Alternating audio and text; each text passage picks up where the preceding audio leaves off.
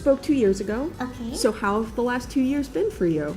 Pretty exciting. The evolution of Sailor Moon and my character Chibiusa is, getting more and more exciting as we move into the episodes with Pegasus. We're recording right now. So for me, I'm kind of on this journey with Chibiusa. I didn't grow up with Sailor Moon or, had a lot of, was familiar with it as, most of the other cast members. Right. So it's very exciting. It's been a great year. And then more Betty Boop stuff is coming out. Yeah, I just finished a line of 5 singing Betty Boop dolls. Oh, awesome. So, and at any time I get the opportunity to voice the queen of cartoons, I just get chills, and I'm getting chills now just saying it.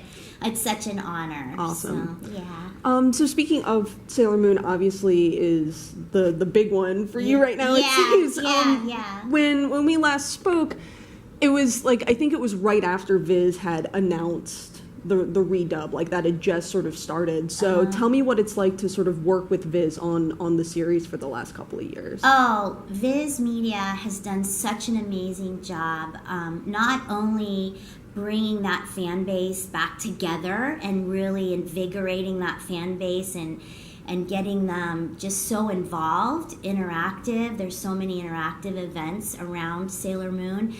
We've had Sailor Moon, the R movie premieres in theaters across the country. Yeah. And so they're doing a great job. And I'm also...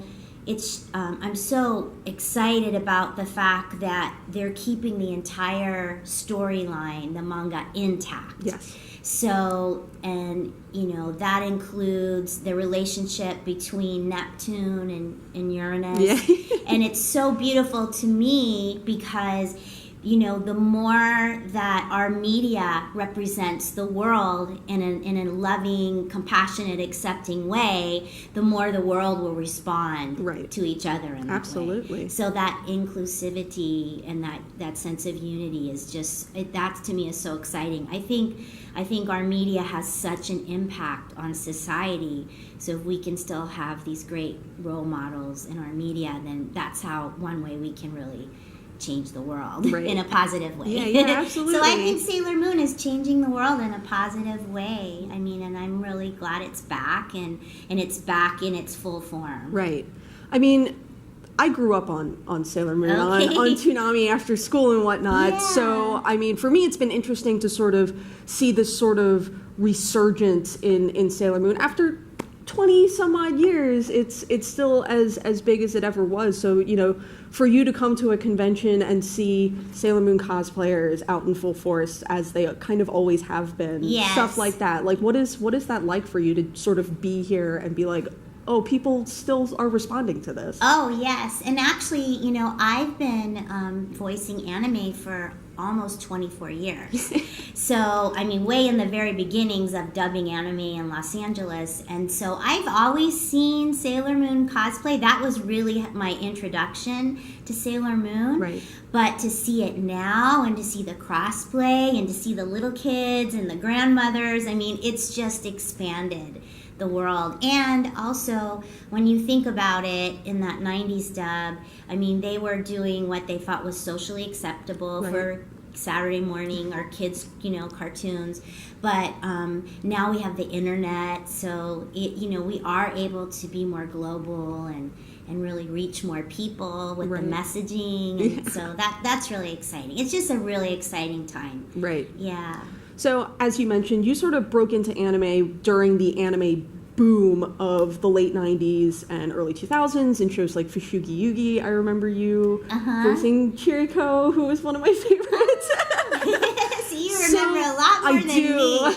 A lot of the fans will say, oh, do you remember this episode? And they'll bring, DVDs or games of some of my very first projects. Oh, wow. Like Ghost in the Shell Akira or Princess Filet and all Tales of Abyss, like all the different games, on the PS, the old PlayStations.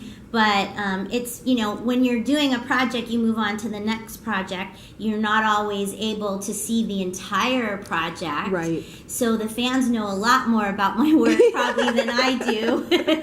Well, tell me a little bit what it was like to sort of be involved in that anime boom of the sort of Y2K era, I guess you It would was describe even it. before the boom, because in the mid-90s, Okay. you know, like even 94, 95, I mean, there were studios that were bringing, they were essential in bringing anime to the West. And they were startup studios like Bang Zoom Entertainment Right. and ZRO, and Kevin Seymour, who was an amazing director-producer who passed away a few years ago. And he was the one that Cowboy Bebop, Ghost in the Shell, Right. Akira.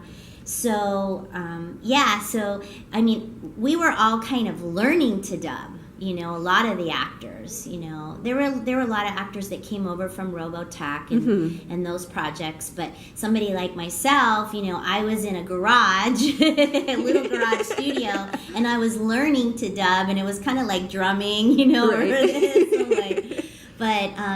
so it was very exciting because it was so underground. People were trading videotapes, you know, Right. like it was a Weird whole different bootlegs world. and whatnot, yeah. And that's something to really witness, you know, where anime was back then. Very, you know, its own culture, Right. you know, these little cons that popped up here and there, to now mainstream. We have Ghost in the Shell, the movies. There's more live action shows coming out. Right. So I think it's really exciting. Awesome. Yeah.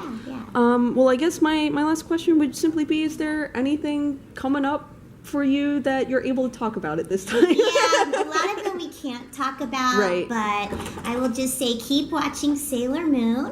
There's lots of great stuff coming, and more cast announcements, and just more exciting adventures with Chibiusa and Sailor Moon.